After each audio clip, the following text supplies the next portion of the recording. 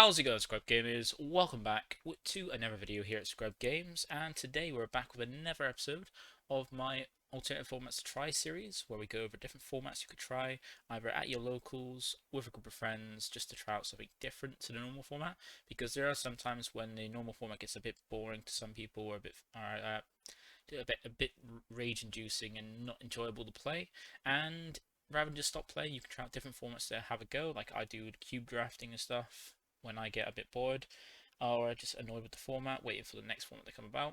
And there are other formats. We've already done a few of them, coming like things like Pauper and Limited. So with the next one, I wanted to go over one. This is one I haven't really tried in Dragon Ball, but I have tried in when I used to play Yu-Gi-Oh! And it's quite an enjoyable one, a weird one. I do admit this is a weird one, but it's one that could be appealing to other people, some people, because some people might like certain formats, some people might really love certain formats. That's why we're going over this series, to just give as many as we can. And if you do have any suggestions that I don't put out in this series, feel free to comment them down in the comments below, and I'll try and get that sorted and added to the series so we can get as many different suggestions as possible for people to try out as many different ways. Because some alternative formats are very interesting, some of them work really well with the game too. But before we get into that, feel free to like, comment, subscribe. It helps the channel out greatly, because we're on the way to 1,000 subs, because we're over halfway there, and almost come to 600, and we're trying to get there by the end of the year. And if you do subscribe, feel free to click the notification bell, as that will allow you to get alerts to when my videos do drop, so you can watch them there and then, rather than wait to watch them later. So the one for this one, which you can probably guess from the actual video title, this one is go over Master Rule. So this might be one that, if you've played, like I've said, Yu-Gi-Oh, you might understand this one. It's something from that game that I have tried it once in that game. It was a lot of fun. Had a lot of players trying it, but it was weird how we did it. But you can still do this as like a local level kind of event. And the idea behind Master Rule is that Master Rule is a format. Well, Master Rule format is the alternative format that is closest to the standard format, but it's got one very, very big difference. And that difference being that at the start of each player's turn, after both players have had at least one turn each, and before that player starts their turn, a 20-sided die is rolled, and an effect is resolved based on the result. Now, the effects from that die result can vary, and are determined by the players taking part before you start playing. So, essentially, when you come down to start a Master Rule event, what you want to do is sit down with all the players and think about what you want as effects that trigger for each different number. So if you don't have to do a 20-sided die, you can do a different one if you want. If you want to have less options or more options, and what you want to do is just figure out all of the different whatever die you choose, all the different outcomes, what kind of effects. You don't want to have the same effect. You could have the same effect. You can have effects that affect both players, or effects that hit one player, but then if you do have effects that hit one player, you want to have another result that does the same for the other player. So like one for the opponent of the turn player, or one for the turn player, and things like that. And you can get some really interesting ones as well, and you can come up with any crazy ideas, and just have fun with it. It's one of the best things, is that it's down to the group that's playing to come up with the effects. And I do have some examples as well. So my examples are more like generic kind of ones, but you can make ones specific to your locals or your friend group. But I'll just quickly go over some examples. So here we go with my examples, and as I said, I went with a 20-sided die. So for each result after in between, so when players roll a die, whatever comes out from the 20-sided die, this is what would resolve. So if they roll a 1, then both players will reveal the top card of their deck, and the revealed cards can be played or activated depending on what kind of card it is. And if the players choose not to play or activate the card, then it's added to their hand instead. So essentially both players getting to gain an extra card, but they either get the player out, so cheat out a big potential boss battle card if they want to, or activate an extra card as if it was their turn. And if they don't want to use it and want to save it, so something that they don't want to play out, that could be like removed or destroyed quite easily, they can keep their hand ready for the next turn if you want to as well. Like if it's a super combo, you don't really want to play out a super combo, so you can keep that in hand. And if you do roll 2, you destroy all battle cards that cost 5 or more in both players' battle areas. That affects both players. If you get 3, both players discard 1 card at random, so they shuffle their hand, let out, and then at random they discard 1 card from it. And then for if you roll 4, then the turn player cannot play battle cards for the turn, so you can kind of shut off decks that you get shut off that turn player playing battle cards for the turn, which could be it could be very impactful for that turn. So you have to really consider what you're gonna do, or it could be quite like it can really do nothing because if a deck doesn't really play battle cards, it can basically do next to nothing. So it's like hit and miss. And then you got 5. Both players can search for 1 card from the deck, add to hand, and shuffle the deck afterwards.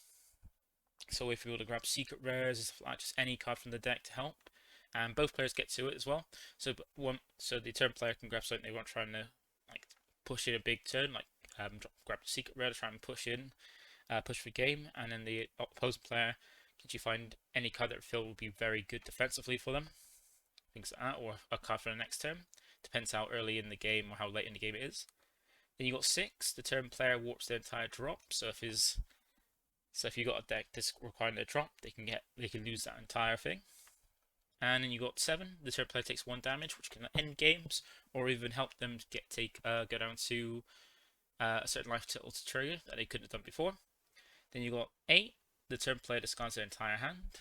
So I could like completely throw the game, discard their hand. Remember, this is before the turn starts as well. So before they do their draw for turn and charge. And then you've got 9. The turn player shuffles their entire hand to the deck and draws 5 cards. So basically, if you've got a low hand, help. If you've got a high hand, you're gonna get punished. If you roll 10, both players can remove 1 card from the opponent's Z deck from the game. Now you can determine if you look at now with this one, you can potentially make it so you're just removing 1 random card from the opponent's Z deck, or you're removing a specific card that you get to look through their Z deck and remove something.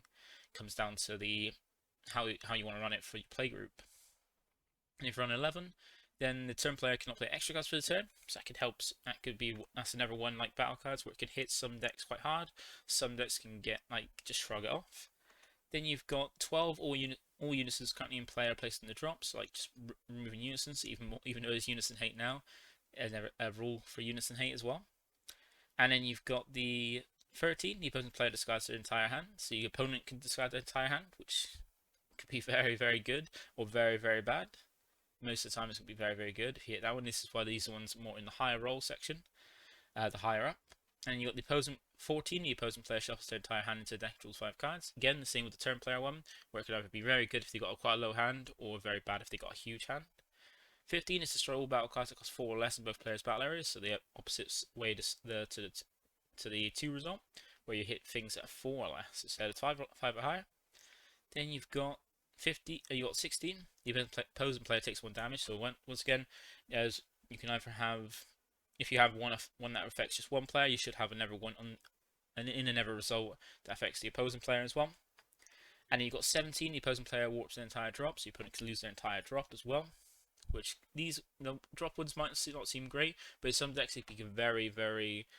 Some decks can be quite pointless that you don't really care, and some decks can be quite a huge development, setting up for moving their drop that have things to safety, that you get the negates that trigger the drop and things like that. You can have things that are in the drop that get removed, and that way they've lost a safety net. Then you've got 18. The turn player cannot play unisons for the turn, so like quite high up, you can't play unisons, which once again, same as the other ones, can either hit you quite hard. If you're playing the yellow Goku or the green Cooler, can hit you quite hard. Every deck, so you can probably shrug it off if you don't really need to. And then for the top results in 1920, the 19 is opposing player draws 5 cards, and 20 is the turn player draws cards. So if you get really lucky on your roll for the turn, you can either make your opponent draw 5 cards, or you draw 5 cards, depending. It could be very good or very bad, depending which one you hit. But those are kind of like rules you can potentially have. Remember, these aren't the rules you should have, or like rules for the format. These rules are always determined by yourself and your group that you're playing with. So you can make them up as you go on. You can go for even like crazier ones, or more fair ones, depending how you all feel together. And you can have a lot of fun playing this. Remember, every time you start your turn, after you've both had one turn, you then roll a die result. You roll a die. That result that you get corresponds to a rule that you then rule that gives an effect that you enforce.